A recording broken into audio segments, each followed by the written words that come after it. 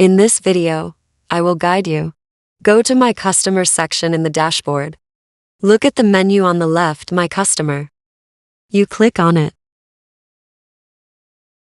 On the right-hand side is the dashboard area. All of our clients. For example, we don't have any customers yet. It will be empty. Let's say we already have a list of customers. Then we can export a file called Excel PDF. And now, if we want to create something new, a new customer list, then we can let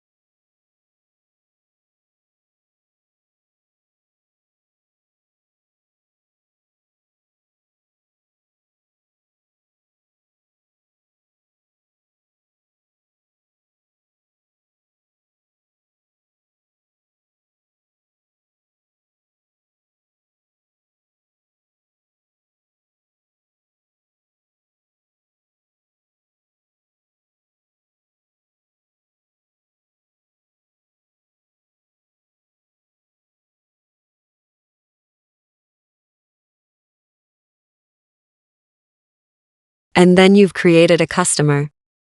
Let's say we've seen some customer information. It'll be here.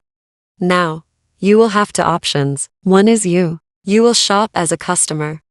Click here and you can edit it. And when you click here, you can add and remove.